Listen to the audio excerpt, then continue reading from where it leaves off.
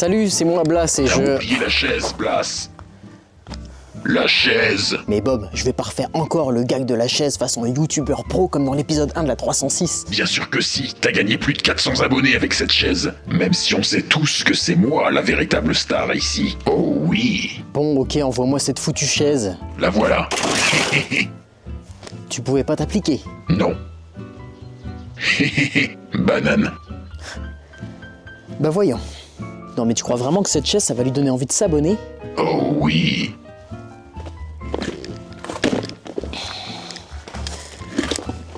Est-ce que c'est mieux comme ça? Oh oui.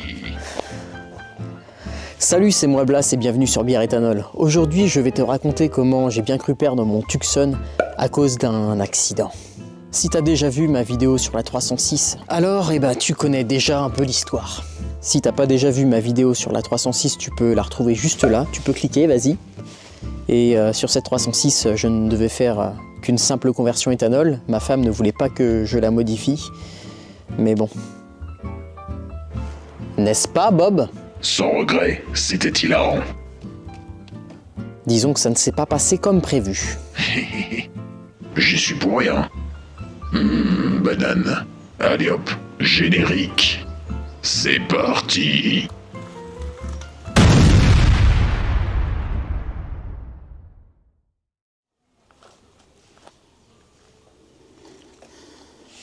Regarde-le, lui. Il s'en fout de tout. Le Matou s'en fout de tout. Je m'avance un peu pour la vidéo d'après. La vidéo là-dessus. Donc je vais te parler du Tucson et en même temps, je filme un peu de ça. Mais tu verras pas tout, hein, tu verras ça dans la prochaine vidéo. Faut que tu la regardes. Donc je te raconte un peu. Le 10 novembre dernier, ma femme était en train de conduire le Tucson. Hop, voilà. Ça dégage.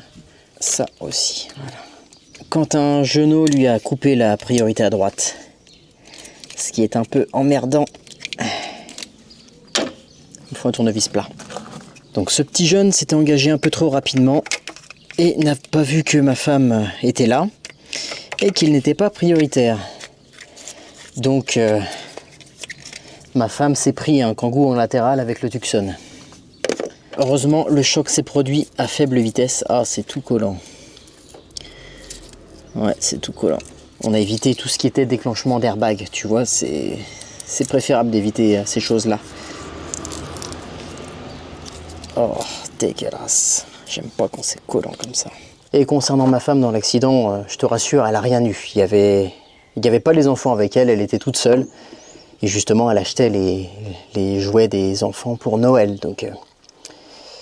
Mais voilà, elle a rien eu, c'est le principal aussi. Ouais, c'est le principal. Mais par contre, les deux longerons ont été pliés. Ça, c'est con. Vu l'ampleur des dégâts, j'avais vraiment peur que l'expertise liée à cet incident mènerait à la perte du Tucson, à sa mise à la ferraille. Et moi, je voulais pas. Non. C'est un G4GC qui est sous le capot aussi, pas le même que celui-là, hein. Pas la même version, mais un G4GC quand même. On sait comment ça se modifie, un G4GC. Clin d'œil. Mais surtout, c'est mon véhicule familial. J'en ai besoin pour ma petite famille, tu vois. C'est le véhicule le plus moderne qu'on a, le plus confort aussi, il faut le dire. Même si la 306 est quand même vachement confortable, c'est pas le même luxe, tu comprends. Donc ouais, ça me ferait vraiment chier de ne plus avoir ce Tucson. Et à la suite de cet accident, ouais, j'étais pas très bien. J'avais pas trop le moral, tu vois. Pour moi, il était foutu. Pour moi, ce serait pas réparable.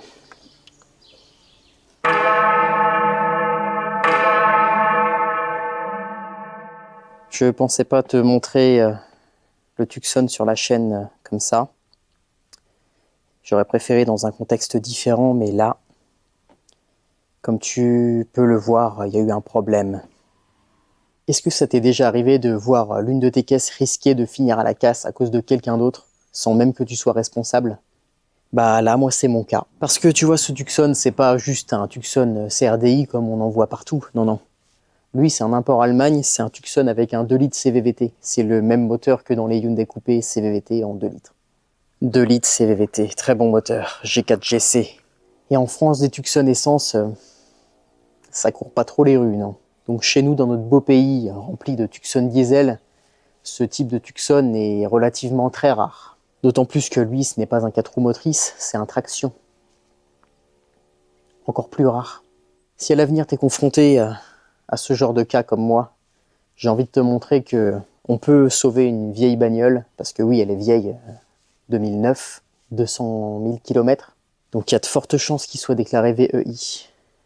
Donc ouais, je vais faire tout mon possible pour sauver ce Tucson. Il n'est pas encore passé en expertise. Parce que là, on est le dimanche 16. Ça s'est passé le 10. C'est une course contre la montre. Mais je baisse pas les bras. Donc si je dois te lister la casse...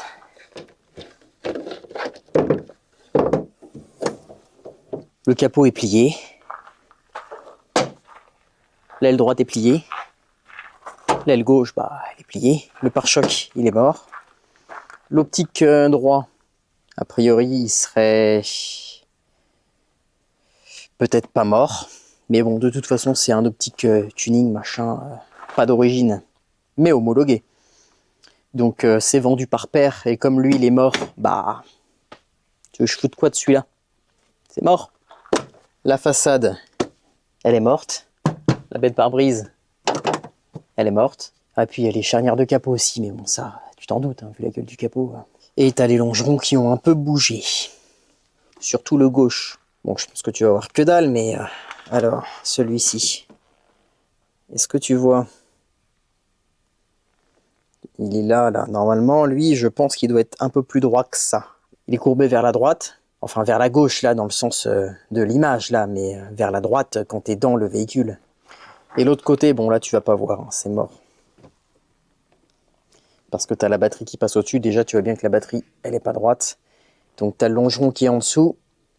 Et bah, lui, bah, je te laisse imaginer. Hein. Et là aussi, t'avais le résonateur qui était explosé. Ça, c'est le résonateur. Il était comme ça. Il est mort. Mais du coup, tu dois te demander pourquoi est-ce que le résonateur il est dans le garage au lieu d'être là, pété à sa place. Eh bien, si je veux sauver ce Tucson, il faut que je limite les frais. Si sa valeur estimée est moins élevée que la valeur des réparations, ça va être compliqué de le sauver. S'il était déjà absent avant, théoriquement, il n'y a pas de casse, puisqu'il n'y en avait pas. Tu vois où je veux en venir ? Si jusqu'à présent tu ne comprends pas pourquoi je tiens à sauver ce Tucson, ce n'est pas uniquement à cause du G4GC qui est là. C'est surtout dû au fait que en fait, bah, je l'ai roulé. Hein. Depuis une semaine, il a quand même pas mal roulé. Il en a fait même des bornes d'ailleurs, pour un véhicule accidenté. Bah, mécaniquement parlant, en fait, il n'y a aucun problème. Il fonctionne, mais parfaitement. D'ailleurs, depuis que j'ai enlevé le résonateur, il n'a jamais aussi bien marché. Il a gagné du couple. Peut-être parce que ça fait une prise d'air directe dans le pare-choc, une prise d'air frais. D'origine, ça passe par là. Et là, en fait, c'est vachement bridé. Cette entrée d'air toute rikiki, là, elle est minuscule. C'est ça, l'entrée d'air d'origine toute ridicule, là. Tu comprends pourquoi ça bride? Alors que là, ça fait une grosse entrée d'air en dessous, et c'est de l'air frais en plus. Et côté train roulant, il n'y a aucun problème. Il roule très très bien. Ça fait 3 ans que j'ai acheté ce Tucson, et les pneus, quand je l'ai acheté, ils étaient neufs, du Hankook 4 saisons. 3 ans, on a fait à peu près 50 000 km avec, et les pneus, bah, là, ils sont en fin de vie, hein, mais 50 000 avec du 4 saisons, c'est pas mal quand même, je trouve. Donc j'avais acheté 4 pneus neufs Hankook 4 saisons, les mêmes. Ils sont dans le garage. Ça me fait chier d'avoir des pneus neufs et un véhicule potentiellement qui va partir à la casse. Puis tu vois, ce qui me motive davantage, c'est le fait que j'ai fait des frais récents dessus. J'ai fait la distrie, toutes les cours accessoires, pompe à eau, remplacement de liquide de refroidissement. Je l'entretiens bien, tu vois, c'est pas une épave. Donc pour moi, ce Tucson mérite d'être sauvé. Puis j'en ai besoin pour les enfants, tout ça, quoi. Et c'est pas mon genre de foutre une caisse à la benne pour m'acheter un 3008, 1 litre de PureTech à la place. Non. Non, moi j'aime bien la fiabilité, pas la merde moderne. Donc n'ayant jamais connu d'expertise suite à un accident avec un de mes véhicules, c'est la première fois que ça m'arrivait. Enfin, même si ça arrive à ma femme, mais bon, t'as compris, c'est... voilà. J'avais jamais connu ça avant. Je me suis dit que si je voulais sauver le Tucson, il fallait que je fasse en sorte que lors de l'expertise, le devis soit le moins cher possible pour le faire réparer, pour qu'il soit réparé, que ça passe par rapport à la valeur du véhicule, tu vois, parce que un Tucson c'est les premiers Tucson 2009, surtout en essence comme le mien, il y en a pas quoi, ça court pas les rues. Donc sur le marché, ça doit pas avoir une valeur très très élevée, je pense. Puis avec les voitures modernes, tout ça, maintenant on a l'habitude de voir du jetable. C'est cassé, on remplace, point. Tu prends ton chèque, tu fermes ta gueule, tu t'achètes un 1 litre de PureTech. Mais non, moi je veux pas, c'est de la merde. Moi je veux un Tucson G4 GC. Donc j'ai commencé à le remettre dans son état d'origine, c'est-à-dire que j'ai retiré les injecteurs pour l'éthanol et les cales de 30 mm que j'avais mis sur les roues arrière. Parce que je me suis dit que pour l'expertise, il apprécierait pas trop. Bon, les injecteurs éthanol c'est discret, ça se verrait pas, mais les cales à l'arrière, je voulais pas que ça pose problème. Donc fallait que je vire tout ça. Et au cas où qu'il partait à la ferraille, je préférais mieux récupérer mon investissement, si tu vois ce que je veux dire. Tu vois, j'avais refait l'allumage aussi parce que j'ai mis des bougies NGK Ruthenium, puis j'avais mis un faisceau NGK en silicone bleu pour le côté tunage aussi. Hein. C'est bon, me juge pas, on n'est pas là pour ça. Et bien entendu, je l'avais passé à l'éthanol avec 4 injecteurs de Santa Fe, exactement comme sur le coupé. Et j'avais changé le filtre essence un peu plus tard, histoire de dégrasser le réservoir. Donc maintenant, avant l'expertise, puisque je ne sais pas si je vais parvenir à le sauver, je le repasse à l'essence. Je le remets en configuration origine, on va dire. C'est parti.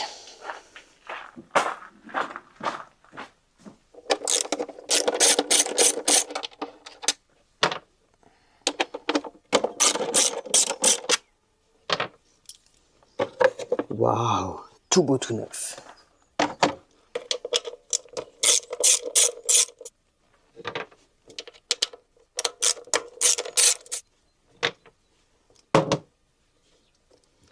Carte d'accélérateur.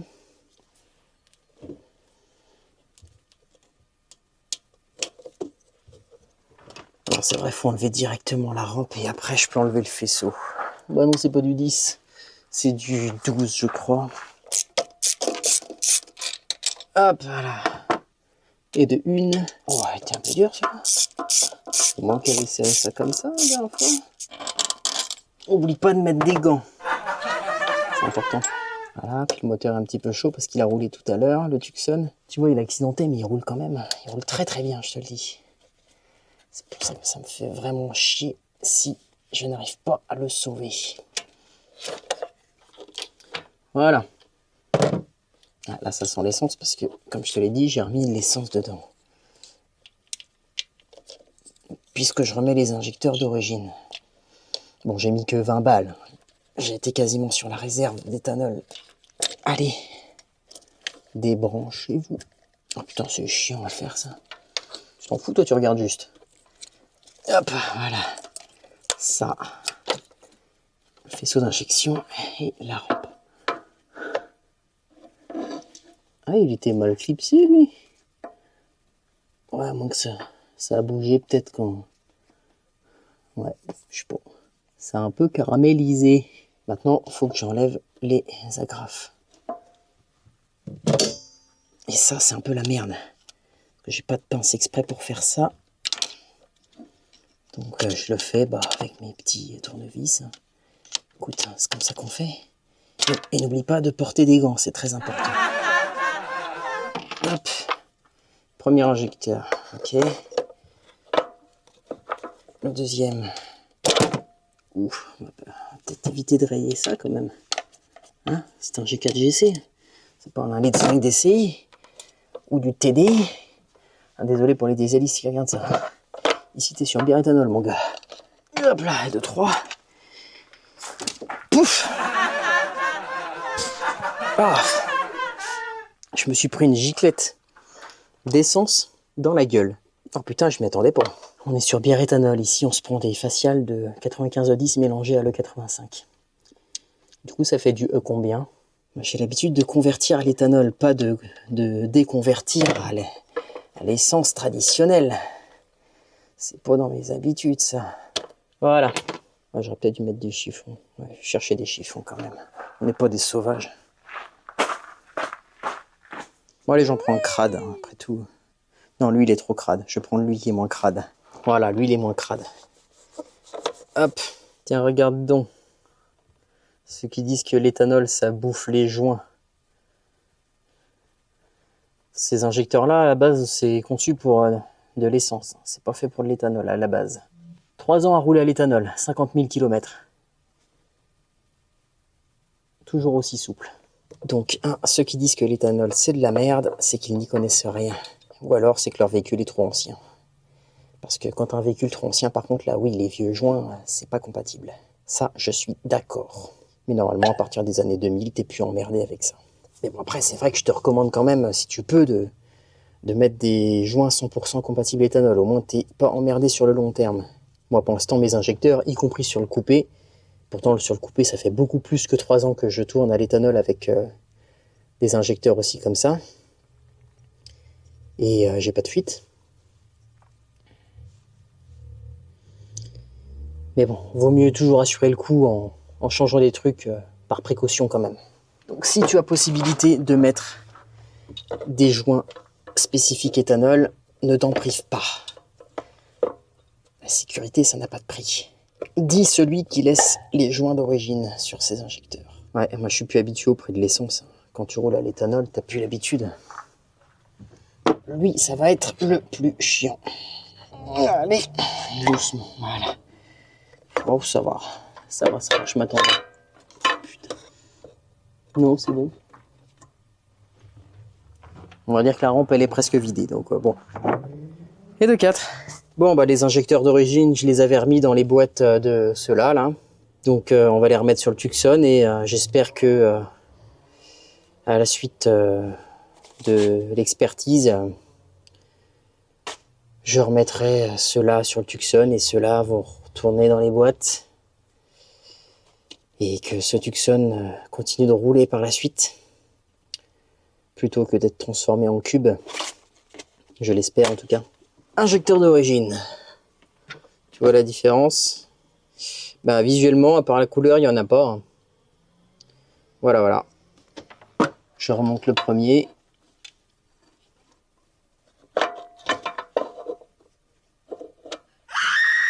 Ah, moi, je les remonte à sec. Moi, je suis comme ça. Tu fais des petites rotations et puis ça rentre. Hein. Oh yeah. Voilà, voilà. Prenne bien sorcier. Pour mettre le petit clips. La petite agrafe. Bien correctement. Ça, par contre, c'est chiant. Surtout sur celui-là. Oh, bon. J'ai dit ça alors que j'ai réussi du premier coup, tiens. Allez. On va dire que c'est un coup de chance. Le premier, il y est. Ça, c'est bon. Numéro 2. Ça faisait longtemps, tiens. Comment vas-tu depuis la dernière fois? Oh bah ça va pas super, hein, si tu savais. Ta femme, tes gosses, tout ça? Bah les enfants vont super bien, ça c'est cool. Bien? Ouais, impeccable. Ouais mais j'ai divorcé, ma femme m'a quitté. Ah merde, t'as été largué? Oh, je suis Ouais, désolé. les boules. Ouais, le divorce. Divorce, tout ça. Ouais, je comprends, c'est dur. Ouais, exactement, ouais. comprends. Ouais, c'est la merde. J'espère pas que ça m'arrivera un jour, hein, mais Alors je te le souhaite pas, mon pote. je compatis, mon gars. Ouais. L'homme qui parlait à ses injecteurs. Improbable. Pour le troisième, je fais quoi? Je fais de l'ASMR.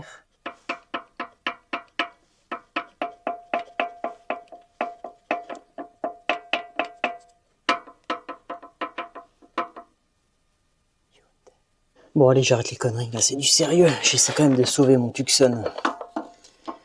Et si je n'y arrive pas, ça va vraiment me faire bien chier. T'imagines même pas. Donc voilà, bon finalement j'en ai pas chié en fait à mettre les agrafes. J'avais des souvenirs plus ardus de ce passage. Maintenant, il va falloir remettre la rampe. Et ça va être marrant aussi. Putain, je vois rien en plus. Est-ce que je suis dans les trous?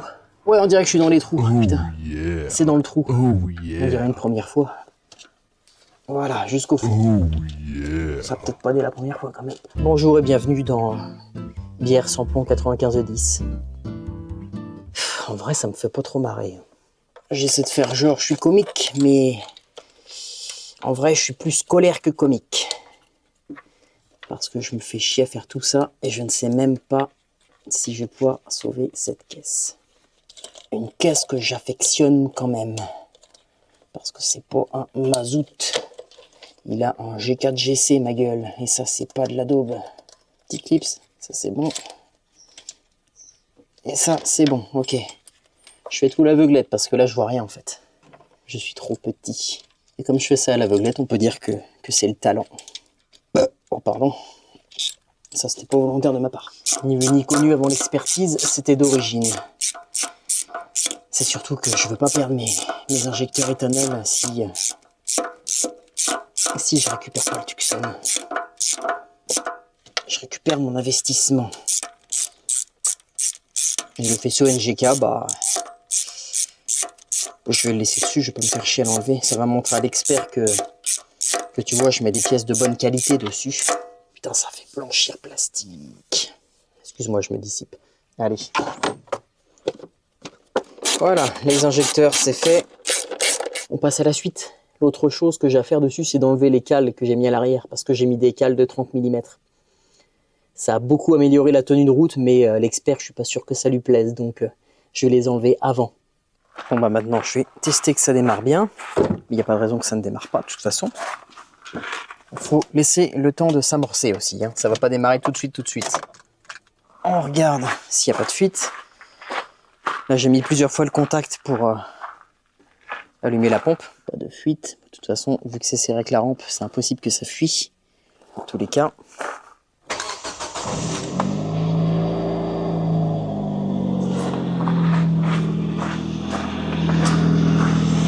Sans le résonateur, ça chante un peu plus. J'aime mieux.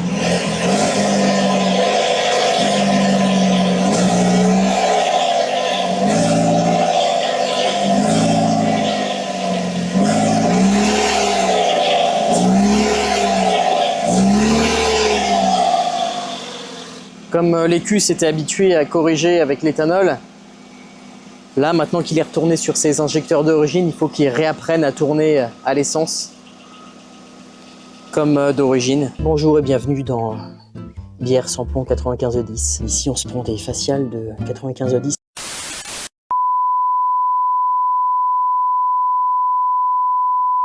Maintenant il faut que j'enlève les cales à l'arrière.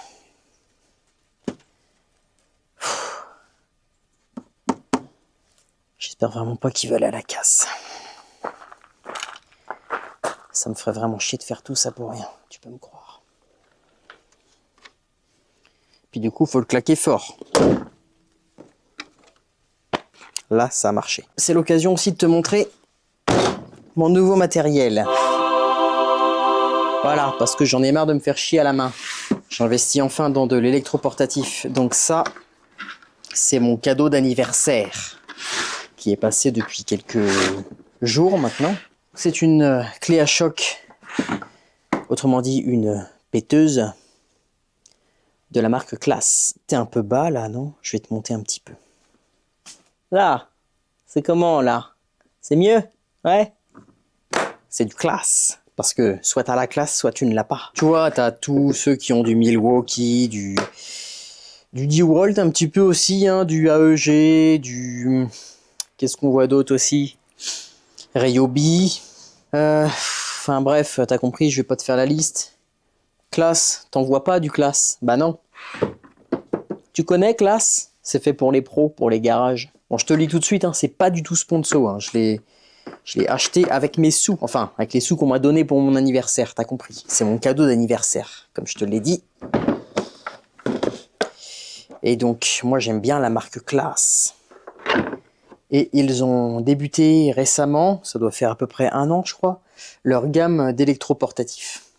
Et elle me faisait de l'œil depuis un moment parce que dessus en fait les batteries Makita sont compatibles. Bon là j'ai pris avec des batteries Class, hein, j'ai pris un packaging complet.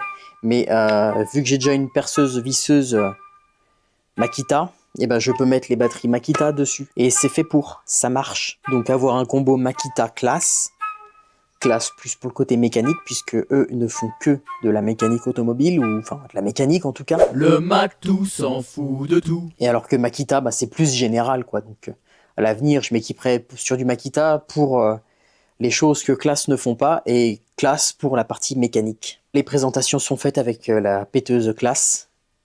C'est la plus costaud, hein. Je te l'ai pas dit, j'ai pris directement la plus costaud en fait. Comme ça, je débute direct avec le plus gros. Et je vais investir au fur et à mesure dans le plus petit. Mais ouais, c'était pas dans le contexte du Tucson cassé que j'aurais voulu te la présenter, cette péteuse classe. J'aurais mieux préféré que ce soit dans un meilleur contexte, parce que là, ça me fait pas trop plaisir. J'ai la rage en moi.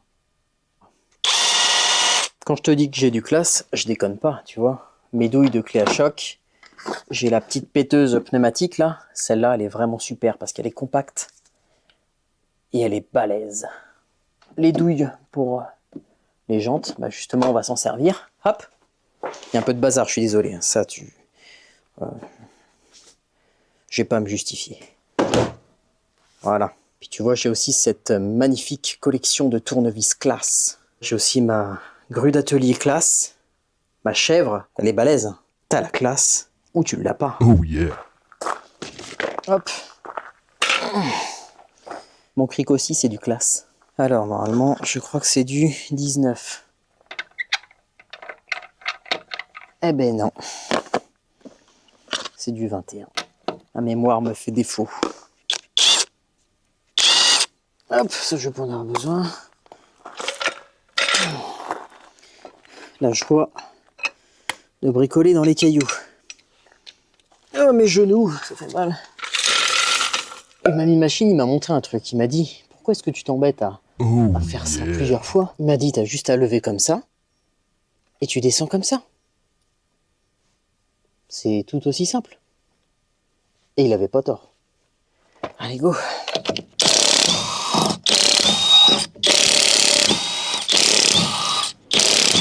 Hop. Ah, c'est vrai que ça passe pas, ça. J'avais oublié. Autant les goujons de roue sont en 21, autant ceux des cales sont en 19. Et ma douille de 19 est fissurée. Et ce n'est pas une douille à choc. Si t'aimes le goût du risque comme moi, bah... c'est parti. Qu'est-ce que c'est confortable d'avoir la puissance dans ses mains. Fini les manuels. Enfin, pour certains usages, du moins. Parce qu'elle est quand même grosse, je peux pas la passer partout. Maintenant... Oh putain, c'est collé. Je vais devoir taper dessus. Bon, cette fois-ci, j'ai mis des gants parce que j'en ai marre de me salir. Mais dis donc, mais c'est vraiment bien collé. Pourtant, j'ai bien graissé. Oh la vache. Oh, bah voilà. Ouais, t'as beau graisser. Les disques, ça rouille quand même. Je remets les petits écrous dessus. J'espère vraiment que ces cales retourneront sur ce Tucson et pas que ce Tucson aille à la ferraille. Je te l'ai dit que j'avais la haine, franchement. Les disques et plaquettes arrière étaient récents en plus. Parce que quand je l'avais acheté, le gars m'avait fourni les freins neufs parce que ils étaient à faire. Et les freins, je les ai fait seulement l'année dernière, je crois quand même. Donc voilà, c'est propre quoi. Ça fait chier. Bon bah je remonte la roue. Et pour ce côté-là, ce sera bon. Et j'espère remonter cette foutue cale un jour. J'ai terminé la dynamo, bien sûr. Ah, la dia m'a piqué un écrou. Donc je suis parti. Je le vois, il est là-bas. Heureusement qu'elle l'a pas bouffé. Jamais faire confiance à la dia. Elle a tendance à être un petit peu kleptomane. Alors là, pour le coup, ma clé dynamo, c'est une expert. C'est du Facom, mais en moins cher. Et moi, pour les jantes, je sers à 100 newtons.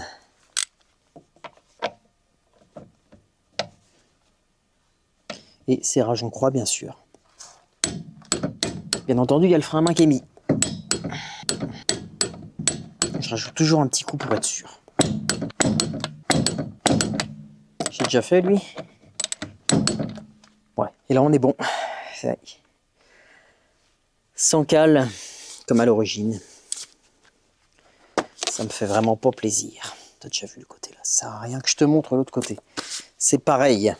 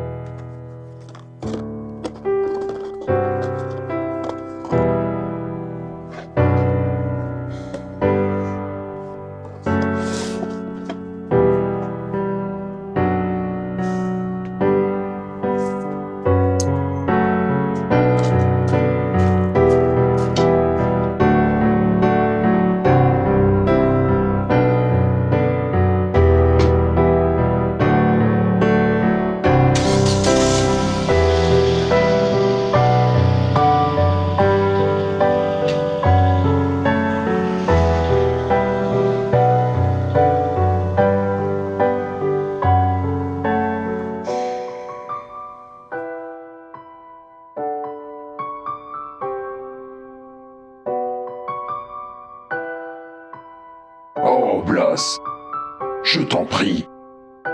Tu vas faire chialer tout le monde avec ça. Hé banane.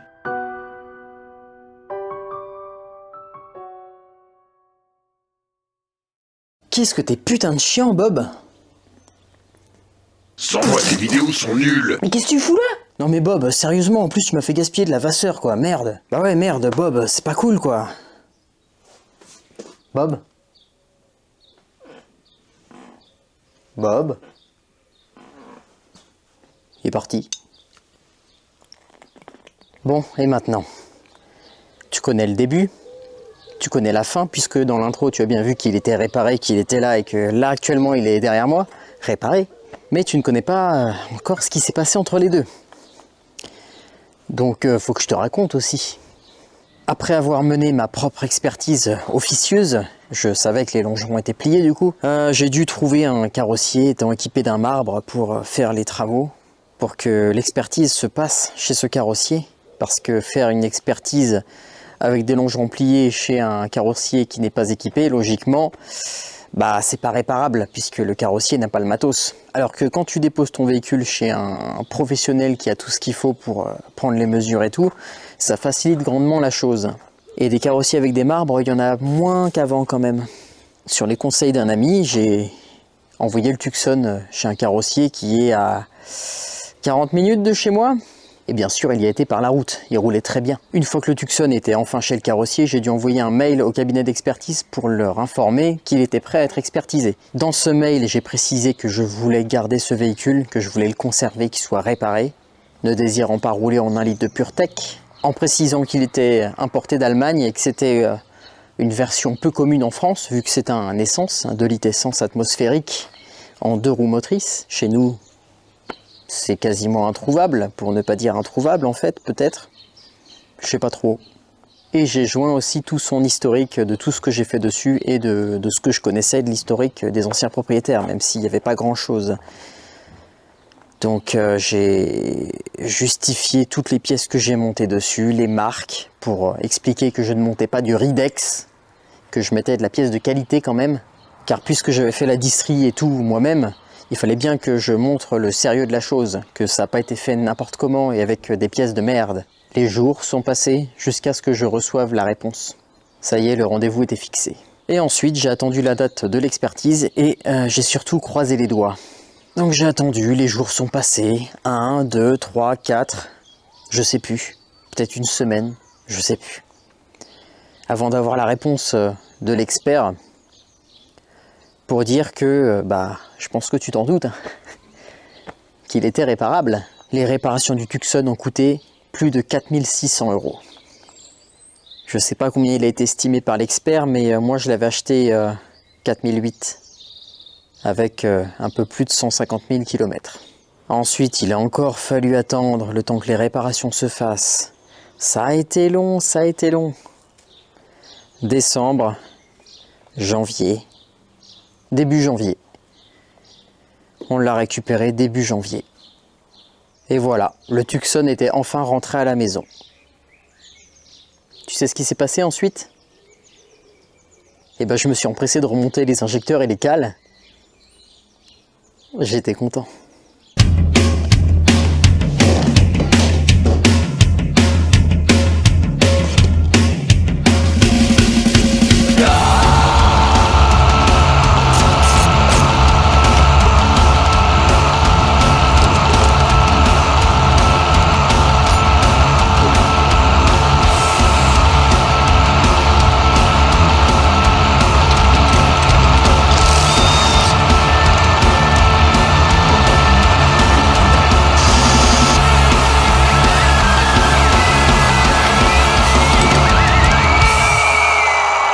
Ouais, bon, ok, tu t'attendais peut-être pas à ce que ça se soit passé comme ça.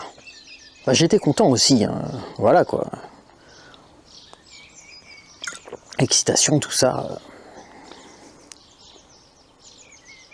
Et puis en plus, Bob m'a fait un cadeau grave cool, pour une fois. Allez hop, une bonne chose de faite, hein Bob? Tu peux m'expliquer ce que c'est ça, Bob? Vas-y, regarde. Ça va te plaire. Ah ouais? Oh, ah oui. T'as pas tort, c'est vrai que j'en avais à l'arrière, mais pas à l'avant. Ah, intéressant. Bon. Eh ben, je retourne au boulot. Merci Bob, pour une fois que t'as une bonne idée. Ça, c'est bien. Ouais, c'est ça, retourne bosser, Blas. Banane. Avant, j'avais juste des cales de 30 à l'arrière, parce que j'en avais d'avance. Je te raconterai pas l'histoire de l'origine de ces cales de 30 mm. Bon, allez, si, mais rapidement. À la base, je les avais achetées il y a des années pour le couper, mais 30 mm, c'est beaucoup trop. Bah oui, donc pendant des années, elles ont traîné sur une étagère. Mais ça fit nickel sur le Tucson. Et maintenant, il y en a aussi à l'avant. Grâce à Bob. Merci Bob. Pour une fois. Donc là, c'est des cales de 25 mm. Un peu moins large que l'arrière. Bon, ça se voit pas hein, visuellement. Mais c'est pour une question de direction, tout ça. C'est. Puis merde, c'est bien comme ça, c'est tout. Hein. Mais alors, que penser de toute cette histoire? Eh ben, je t'avoue que je suis très mitigé. Est-ce que je suis content que le Tucson soit sauvé? Oui. Est-ce que je suis satisfait de la façon dont il a été réparé? Faut que je te montre des trucs. Donc loin de moi l'idée de dénigrer un professionnel, mais quand j'ai récupéré le Tucson, je m'en suis rendu compte 2 jours après. En fait, tu vas pas le voir parce que la jante elle est dégueulasse. Bah oui, si Blas était un peu plus fut-fut, il l'aurait lavé avant de faire la vidéo. Mais en gros, elle a été frottée là, comme si que la jante avait été posée et qu'elle était tombée comme ça. C'est pas un frottement de quand la jante est sur le véhicule, tu vois, normalement c'est pas un frottement comme ça. Là c'est vraiment un frottement comme si que la jante était tombée ou un truc l'avait frottée alors qu'elle était posée ou je sais pas. Donc déjà, première petite bricole. Tu me diras, c'est pas grand chose. C'est vrai. Mais c'est là quand même, et avant c'était pas là. Autre petite chose, c'est que le Tucson il a été réparé avec de la pièce d'occasion. Donc ça j'étais complètement d'accord, ça permettait de réduire le coût, donc moi ça me posait aucun problème. Par contre, ce que je comprends pas c'est ça. Le pare-choc, il a un défaut. Tu le peins avec le défaut. C'est tout con, mais je sais pas, avant de peindre un petit mastic, qu'est-ce que ça coûte un petit mastic, franchement?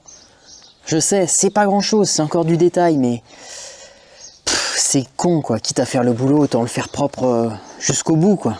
Tu vois, c'est comme laver là, je comprends pas. Le pare-choc était déposé, T'avais juste à enlever la grille, à remonter, enfin je sais pas, tu le fous à poil pour le repeindre. Mais j'avais retrouvé de la bande de marouflage, moi j'appelle ça de la bande cache.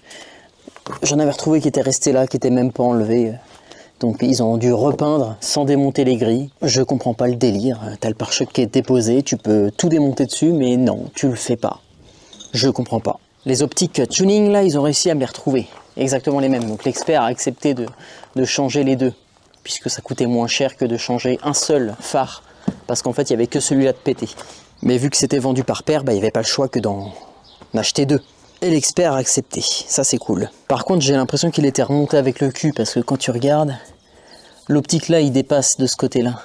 L'aile elle rentre à l'intérieur. Le Mactou s'en fout de tout. Et de l'autre côté, je vais te montrer, bah de l'autre côté c'est l'inverse. Hein.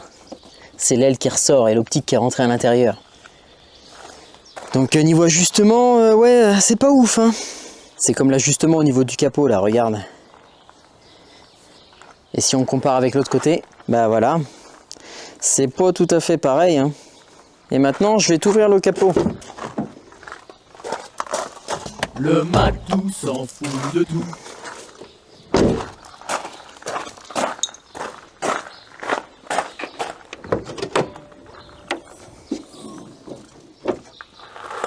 Waouh, un G4 GC. Tu vois mon kit de vérin chinois là.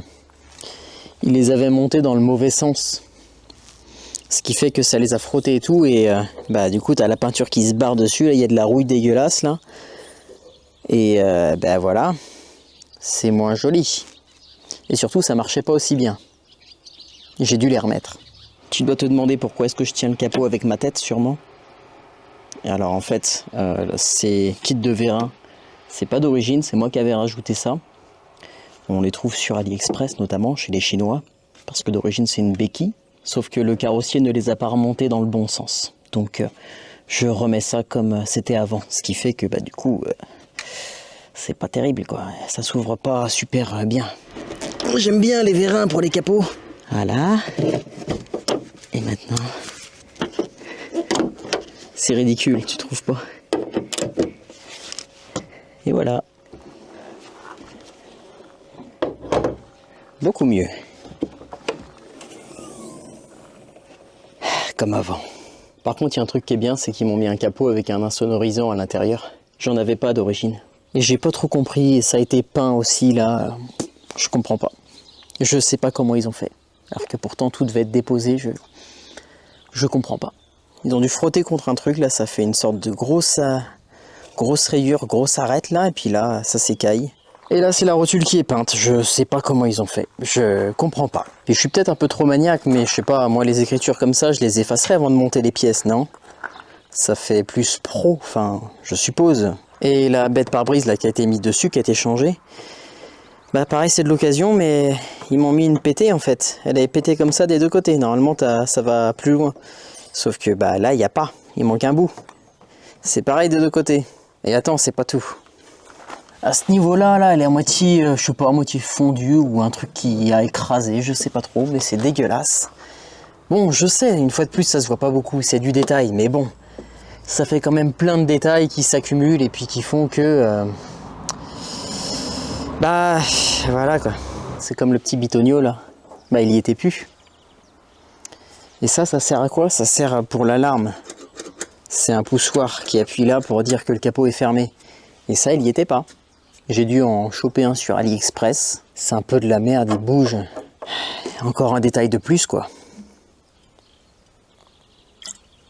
Et voilà. Je crois que je t'ai à peu près tout montré ce que j'ai remarqué d'anormal depuis que j'ai récupéré mon Tucson. La question du jour. Est-ce qu'en 2026, on peut encore faire confiance à un professionnel dans l'automobile? Eh ben, je sais pas trop. T'as l'impression que tout le monde maintenant, peu importe le métier, tout le monde bosse à l'arrache. Faut aller le plus vite possible, le plus rentable, et puis c'est tout quoi. Au détriment de la qualité. C'est une règle qui devient de plus en plus universelle, j'ai l'impression. Tu la retrouves partout cette règle maintenant. Faire vite, que ça coûte pas cher. Et la qualité, bah on repassera. Est-ce que je regrette cette histoire d'accident? Un petit peu, ouais. Tu dois très certainement te demander, mais pourquoi est-ce que t'as pas été retourné voir le carrossier? Pour plusieurs raisons. Je suis peut-être un peu trop gentil. 40 minutes de route aller, 40 minutes de route retour. Le Tucson, voiture familiale, enfant, on en a besoin. Donc c'était hors de question de l'immobiliser, enfin de s'en priver encore plus. Et puis le plus important aujourd'hui, c'est qu'il roule, qu'il soit réparé. Ouais, ça me fait chier un peu, mais bon, que veux-tu, c'est la vie. Un jour, peut-être que je me ferai chier à faire les choses moi-même, à le redémonter, à tout faire, les ajustements, tout ça. Mais j'ai pas le temps, et on en a besoin, donc je peux pas le bloquer, le Tucson, c'est mort. C'est pas comme si j'avais 100 000 abonnés sur la chaîne. 100 000 abonnés, moi je lui fous un compresseur, moi sous le capot. Un Tucson compresseur. C'est une idée qui me trotte dans la tête depuis un moment déjà. Mais après en custom, tout peut se faire. Non, faut que je ferme ma gueule, sinon Bob il va... Non, putain. Quoi? Qu'est-ce qu'il a dit? En tout cas, si t'as regardé la vidéo jusque-là et que t'es pas abonné, qu'est-ce que t'attends pour cliquer sur le bouton s'abonner? T'as aussi le bouton like pour laisser un petit j'aime, un pouce là, c'est bien les pouces. Si t'es sur téléphone, tu peux aussi booster la vidéo. Et commente, je te répondrai dans les commentaires. J'aime bien répondre. Bob aussi. Et la prochaine vidéo sur la chaîne, le coupé. Et ensuite, ce sera sans doute la 306 et la 106. Je sais pas dans quel ordre ça sortira, mais il y aura du contenu. Abonne-toi. Attends, c'est quoi le truc qu'il a dit là? Allez, dis à Bob. Hein? Allez, sois sympa. Dis à Bob ce que Blas a dit. Banane.